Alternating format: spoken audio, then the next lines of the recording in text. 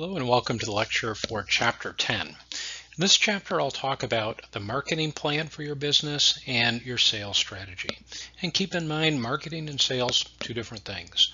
Marketing is identifying our customers, understanding their needs, and communicating with them.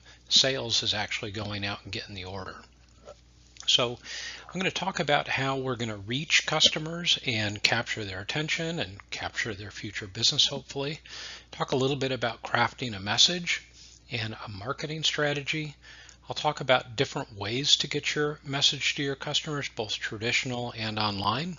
And then lastly, we'll talk briefly about sales structure, because I know it's going to mean different things to different of you. So the objective of marketing is to communicate with your target market. So it's to understand your target market's needs, understand the message that you want to get to that target market, and that should be a message that motivates your target market to purchase from you, and then secure that target market over time. Bind them to you so they wouldn't consider going and buying from anybody else. That's the ultimate goal that we search for.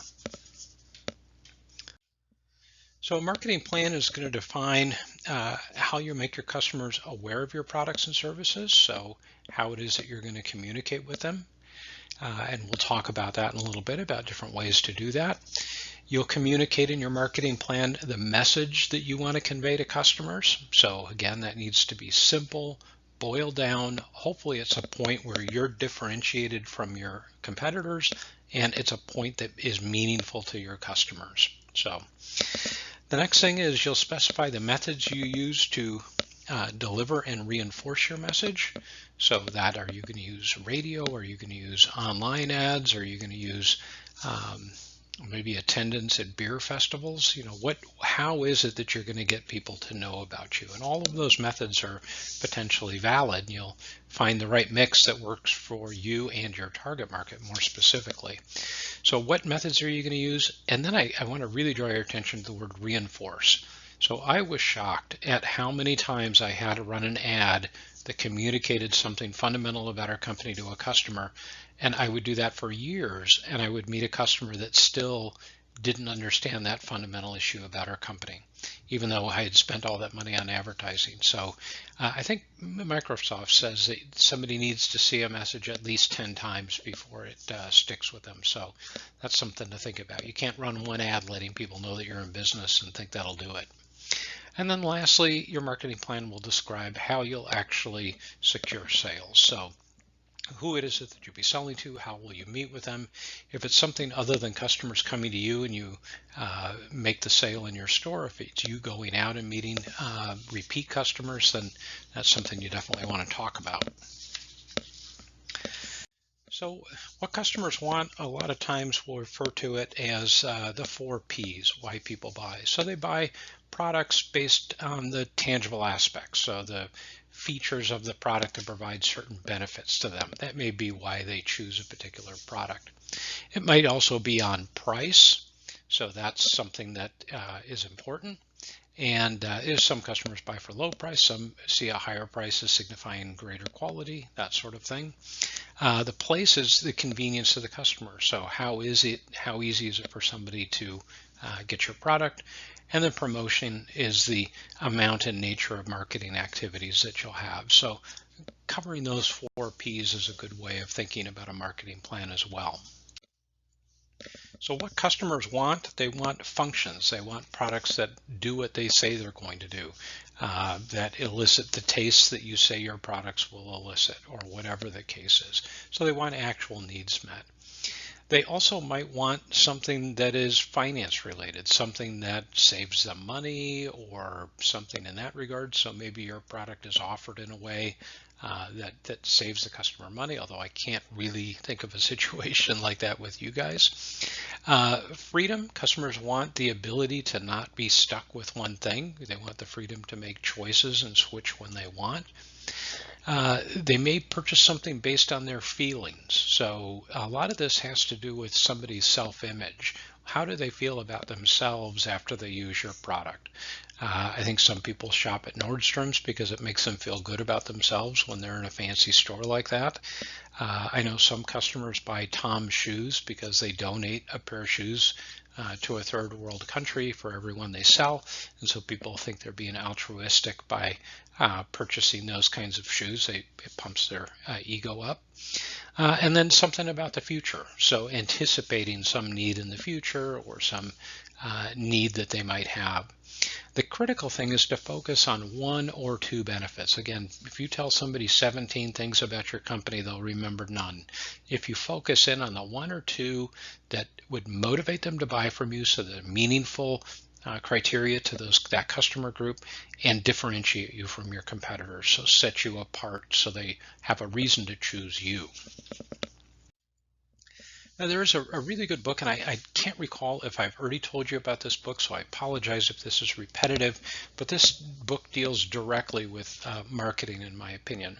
Eating the Big Fish. It's a book based in the UK, and they talk about how small companies compete against bigger companies, so how Davids go up against Goliaths. And you're certainly all in that situation. If you're brewing beer and you're trying to sell cans and bottles of beer, you're competing against companies that have a lot more money, Elysian Brewery and all those kinds of companies that are now subsidiaries of really big companies. They have more money to market than you do. And the book uses the analogy that spending a lot on marketing is kind of like shouting louder. So those people have the ability to shout much louder than you do in trying to get a message across to customers. So how do you compete? If you try to shout as loud as they do, if you try to advertise as much and have as big a presence in the market as those big companies, you'll go broke. So the right thing to do is to find an alternate message, an alternate channel to get that to your customers that's meaningful to your customers, that's different than what the big guys are shouting. And that's one way for your message to kind of cut through the clutter in a way. So it's an easy read, and I really recommend it. So I want to talk a little bit about advertising. So this is an ad that would be considered an aspirational ad. So showing your product, and then we're talking about print media or banner advertisements, but showing your product in a way that a customer can aspire to that kind of lifestyle, whatever it is. And if you kind of think about this, you can see this in advertising all the time. So look at the height of this couple's ceilings and the crown molding, and they're clearly dressed to go to someplace really nice while someone else does the remodel job. And then, of course, they've got their big Sub-Zero fridge. So that's an ad where somebody might see that in a magazine and think, I wish I was that guy, that sort of thing.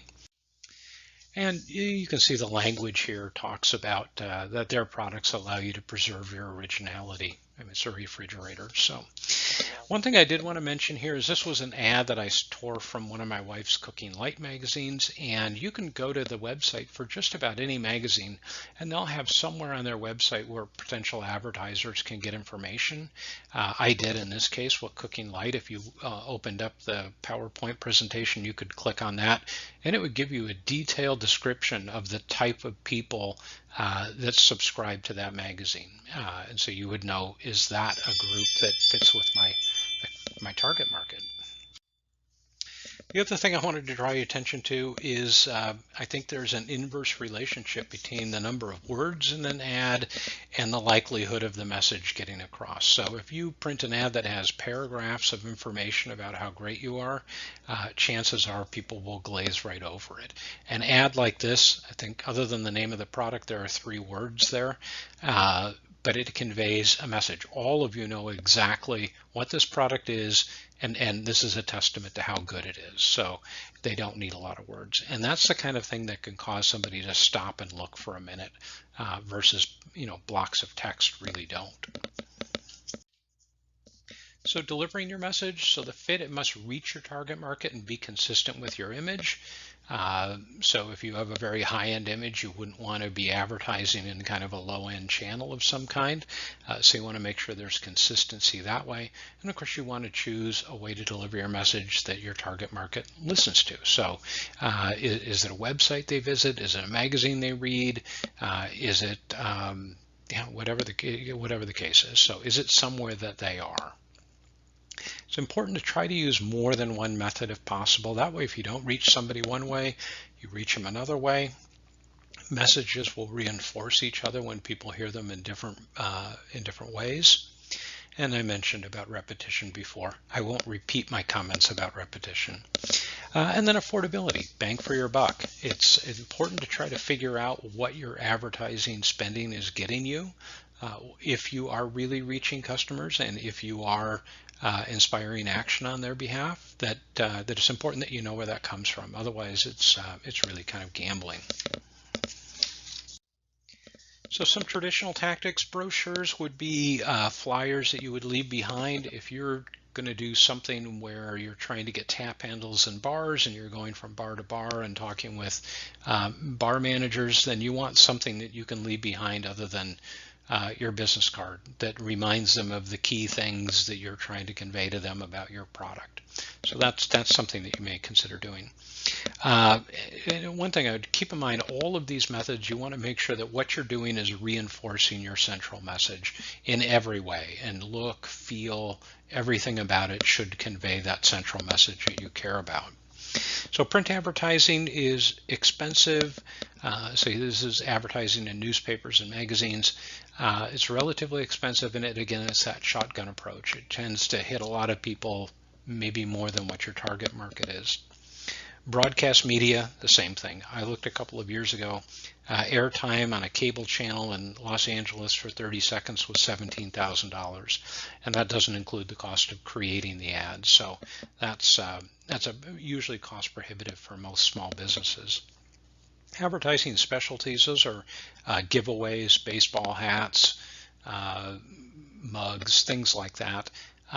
It's really easy to spend a lot of money on that kind of junk, and if it's your business, then it's cool to wear your own shirt and all that kind of stuff. I'm a little bit skeptical about how much that really generates in terms of awareness and buzz about a product, though. So I'd look at that with caution.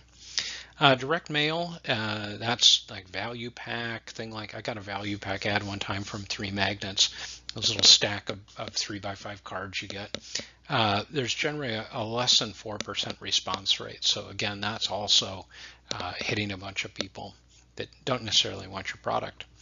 Informal marketing, that would be like going to community events. So going to beer festivals. If you're marketing a beverage that's trying to target fitness people, then having a banner and a table at the end of a 5K race and sponsoring the local running club, those are all kinds of ways of informal marketing where you can create impressions about your company with the people that you care about, and it's a chance to be kind of creative. Samples, of course, that'll be important in all of your businesses to have that to show people and share with them. And then lastly, public relations. So public relations is getting your company talked about in media. And it can be very persuasive for a couple of reasons. One, it usually, if you can get it in mainstream media, then people trust generally what they read in mainstream media. So you're reaching a lot of people and it didn't cost you anything. Okay, if you are able to think of an interesting hook that somebody may want to write an article about, you can either go through a PR agency and they have mechanisms to electronically get it out to a lot of people, press releases, that sort of thing, or you can approach people directly. I used a public relations firm to get the word out on something that I had done. So the one thing about it is it doesn't cost anything or relatively little, and you can reach a lot of people. The other benefit of it is that people tend to believe information from a journalist more than they would believe an ad from a company. So the information tends to hit a little bit more impactfully. So that's kind of what I said here. It's seen as more credible and it creates opportunities to tell the story you want about your company. You have to be really careful about people reading something into what you're doing and seeing different motives, and so there's always a downside to these sort of things. If you do something that's charitable and then you brag about it at great volume, then people may think that you are doing it just for attention, and it can make you look bad. So PR Newswire is the outlet that I use to get a press release out to the public. So one of the things that I did when I owned Big Toys was, in fact, it was the first year that I owned the company. And it was at the start of the Iraq War. It was still pretty rough there. And I saw a story on the news where there were children playing in the background, actually playing in the rubble of a destroyed building in the background, little Iraqi children. And I thought, boy, it would be really cool to put a playground in there. And of course, I couldn't go and install it myself, but I wanted to partner with an organization that could do that. So I cold called Save the Children, which is a well-known charity that helps children around the world. They're unique in that the majority of their staff in any country is local people. So that's good. And so I contacted the person there and finally got to the right person and said, I want to donate a playground. If I can get it to a location you designate in Iraq, would you install it?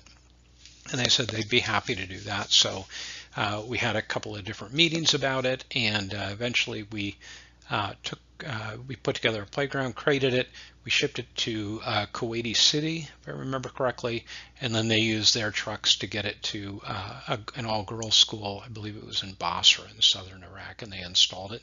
And all I asked of them is that they send me pictures to show that it had been done.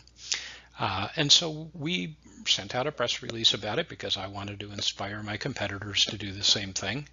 And this article was printed in Landscape Architecture magazine, which is a very expensive, highly valuable ad space. And this was the inside back cover of the magazine that they wrote this article. And I did it because I wanted to reinforce with my employees that we were about putting children first, and I thought this was a concrete way to show that to my employees. But I also wanted my customers to know that we had those same values, and this was a way to convey that. So online tactics, of course, you should have a company website where customers can get information about your products and interact with you and that sort of thing. Once you have a company website, there's two things to consider. One is search engine optimization. That's how can your website be tweaked so that you come up higher in organic search results from Google. Really, that's the only search engine that matters, honestly. So there are consultants that can help you with that. Some of them are parasites and will take your money and not do much. So make sure you get a referral from somebody if you hire an SEO consultant to help tweak your website. Oftentimes there's very simple things that you can do with meta tags that improve your organic placement when people search for your product category. The other option is search engine marketing, which is essentially Google AdWords. So going on there and purchasing a couple of phrases that you want and specifying how much you'll pay per click. That'll determine where you appear in the order of those sponsored ads at the top of most searches. And you can set a dollar limit so that you don't go broke with people clicking on your ads. So once you hit that dollar limit, it stops for the day and then starts again the next day. So the thing that's nice about that is that you are conveying a message to people that are looking for your product. So it's kind of a very narrow targeted way. Social media is something to consider. That would be Facebook advertising, LinkedIn advertising as well. And that's a way to have your message come up in a news feed to people that you think have the attributes that would cause them to be in your target market. Again, the nice thing about that is it's relatively inexpensive. You can limit your expense and you can be talking to exactly the people you want to talk to. If you can get on an industry blog where they mention your product, that's something a lot of times bloggers are looking for content. So if you've got an interesting angle on your business that might be of interest to an industry blogger, that's worth reaching out to. At my outdoor fitness company, I had an email newsletter that customers signed up for, and I always included in the newsletter grant opportunities where they could get money to buy my product, like childhood fitness related stuff, anti-obesity stuff. And I had a huge number of people sign up for that email newsletter, and I blasted it out. It didn't cost me anything. I made it myself each month, and it allowed me to kind of once a month touch that customer and remind them that I was there, of course only with their permission. They signed up for it. And then online advertising, that would be banner ads that you would see um, on different websites, where somebody could click and go to your website. So social media can be beneficial in spreading the word about your product if you're lucky enough to go viral and have people share it. It's a way to do a campaign to advertise to your specific target market. You can form a community where people can talk to each other about your product and that sort of thing, although that can potentially go sideways if you have some problems. You can get referral sources and networking connections, so connect similar websites to help your placement, and then enhance your credibility so people see your business as more legitimate if it has a website. So I mentioned Google AdWords before, so I won't go into that again, but know that there are some examples there that you can click on and take a look at. Hopefully those links will work. So sales structure, this is two main points. So how are you going to configure your sales force? Are they going to be independent people that also sell other similar products? So commissioned salespeople that operate as a go-between? Or are you going to have your own salespeople that are in your full employ where you pay their salary entirely? How are they going to be, if that's the case, how are you going to compensate them? Is it going to be a mix of salary and bonus or commission, or is it all commission, that sort of thing? How will you motivate them to not just make some sales where they have a comfortable living and stop trying to make more? So how do you kind of keep moving the goalpost in a way? And then how do you train and monitor them? How do you make sure that they're conveying the message that you want them to convey, that they're behaving in a manner that you think reflects well on your company? How do you make that happen? How do you train them to do it right in the first place, and how do you make sure they're doing what you trained them to do? So that's one whole thing that you should consider and kind of communicate. And then the sales process. So how do you generate leads? How do you let the salespeople know where they should go? Generally, that's through advertising. Somebody sees your ad, contacts you, and you send a salesperson to go see them. But how's that all going to work? And then what methods will be used in following through? Is it phone calls? Is it visits? What's the geographic scope of making visits? You don't want somebody to drive to Spokane for a $100 order. So how does that all work? And then how do you fulfill the orders? How do you do what you say you're going to do? So the last thing I want to mention is another book that I really recommend. I think this is a fantastic book. It's called Made to Stick. It's by two brothers in Seattle, and it's about how to craft and communicate a message in a way that causes people to remember. That was certainly the case in my business, Big Toys. I would meet with a park department or a PTA committee or landscape architect, and I would communicate things about my product. And I would want to make sure that 6 months later, when they finally got around to planning their playground, that they remembered my company and they remembered me. And so the way I used images and words and messages to make it stick, to make my message stick in their minds, is exactly the same as what you'll need to do if you're out trying to get your beverages in restaurants and you're meeting with a restaurant manager or a bar manager to get your tap handle there, or you're meeting with a buyer at Safeway to get product shelf space for your product. You're going to want to make sure that you communicate in a way that they're going to remember what you had to say. And this book is organized around a mnemonic that is based on the word success. So making sure the message is simple. Again, the more complicated, the more difficult it is to remember. So boiling it down to the essential thing you want to convey. It helps if it's unexpected, if the information is delivered in a way that maybe is different than what they usually get. If to the extent that you can make the information concrete, so you can put it in parameters that they can understand, okay? If your message has credibility, maybe you talk about your history in being a hobbyist making beer and how you then went and got education and now you actually have a brewery. That kind of thing builds credibility. And so how can you convey that message about your company? If you're able to connect to emotion of some kind, that can be a very meaningful way to have something stick. And then I would say the whole thing, the most important one is the last one, they're stories. People remember stories more than they remember facts and figures and bullet points. So if you can tell a story about your company that communicates through that story what's good about you, why they should pick you, then that's likely to be remembered. So you might not be able to do all of those items in every pitch, but to have those things in your mind is worthwhile. So I recommend the book, or you could also look for these two brothers on YouTube and see one of their TED Talks. So thank you very much. I look forward to talking to you in the next lecture. Thank you.